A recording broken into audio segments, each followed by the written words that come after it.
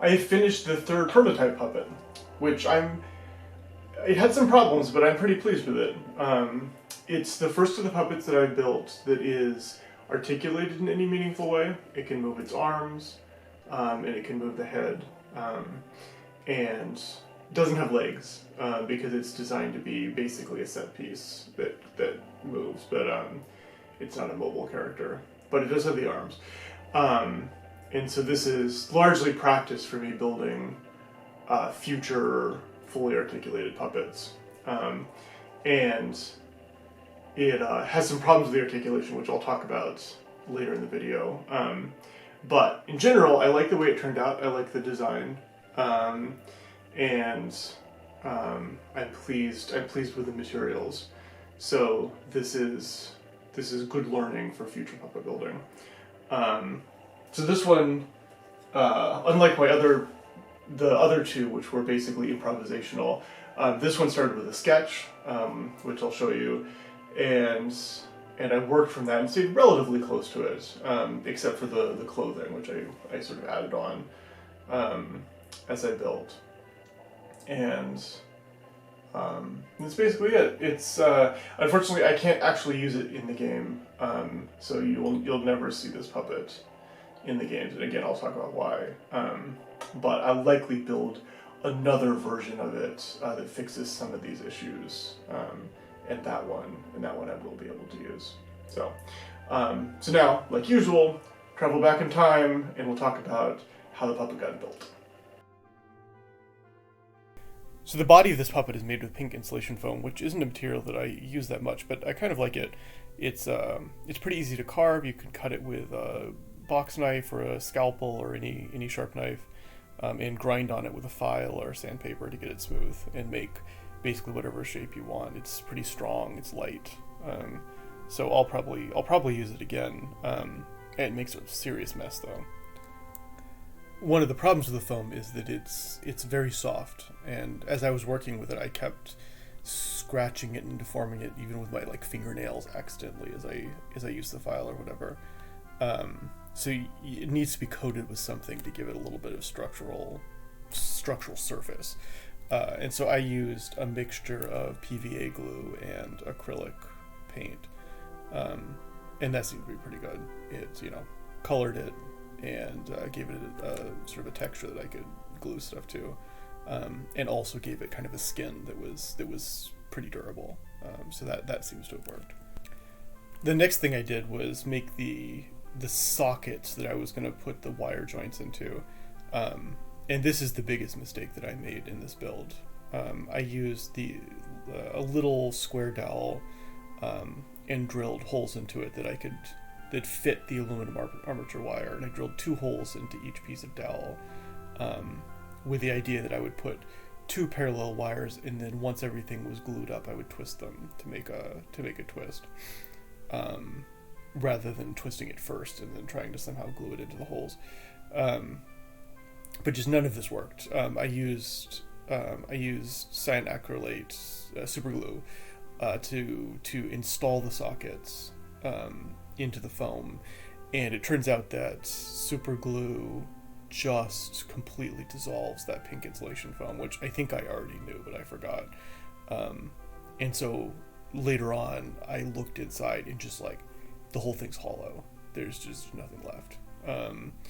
And the joints obviously didn't stick. So I had to go back in and fill it with PVA, which sort of worked, and it was just a disaster. And also the little square dowel wasn't actually strong enough to hold the wire in place with the forces that you need to put on it to twist it and bend it for animation. And so I got the thing assembled at the end, but the joints they're really fragile, and I can't use it as an animation puppet. So this didn't work. Next time I will use larger pieces of wire. I'll do both arms and the shoulders all out of a single twist of armature wire or something, and rather than trying to joint them individually. So that is a lesson learned. So now on to things that did actually work pretty well. I used what is rapidly becoming my favorite material, which is this cast pulp paper that is the egg cartons that I buy from the grocery store are made from, and it's just incredible. It has this really nice texture. It takes ink really well. It glues really well. It's fairly strong, and it's free. So, what more could you ask? So this character has stripes and also a little cape and a hat. All of that is made with this egg carton material. So I started by cutting strips and painting half of them black, which is something I had experimented with before with sets previously. And then I used it on this character, and I think that turned out pretty well. The stripes are just glued down with PVA, which works really well for this. It sticks great to both the paint, to the primer paint, and also to the stripes themselves. One of the things I learned about this material in this project, which I will definitely use in the future, is that it's pretty easy to shape. So you can, if you get it wet, like soaking wet, it becomes pretty moldable. Like you can't just sculpt with it, but you can do a lot of shaping. And so I used that to get one of the sort of egg-shaped depressions from the egg cart to sort of form into the cape, and the little point between the eggs became the hat. And both of those things I was able to move around pretty well while the pulp material was damp. And then once they dried, they were quite stiff again, basically like cardboard. And that's an excellent technique, and it worked super well for this. So the neck is a little element that I kind of like. I'm not sure how visible it really is in the puppet, so I may try and use this same idea somewhere else. What I did is I took a twist of armature wire and then a scrap of relatively soft leather, and I wrapped the leather around the armature wire, and then glued it in place with PVA glue, which is a little bit flexible so it can bend, and that made a kind of nice sort of wrinkly, creasy, vaguely flesh-looking neck that sits weirdly between the two sort of white, plasticky-looking body parts, head and body in this puppet. And in the final puppet, it's largely invisible, but I'll probably use it on something else because I think it's neat. The color on this puppet is pretty arbitrary. At this point, I'm quite sure that I'm going to be working in black and white for the actual game, and so long as the puppet looks right when you desaturate it, it doesn't really matter what color things are. But the red ink is what I had, and it actually looks nice with the black and gray color of everything else. And there's some value in having, nice colors to look at and also to photograph, to show, other people what's going on. So just go ahead and do it. And it makes such a pretty red color. And now comes what was probably the longest part of this project, which is doing the arms.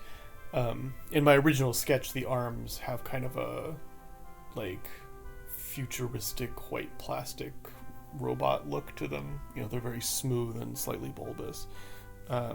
And I decided that I could try and get that shape from the foam, but the foam is fragile, so I'd have to have a reinforced core in it. And I didn't want to figure out how to do that. And the obvious material to make this with, I think, would be like a polymer clay or some sort of hardening clay. But I didn't actually have any. But what I did have was a stick of cherry that I had been drying in the basement for some other project, which I have now completely forgotten about. And so I pulled that up and cut it into chunks and made each segment of the arm by whittling and filing down one of these sections of cherry.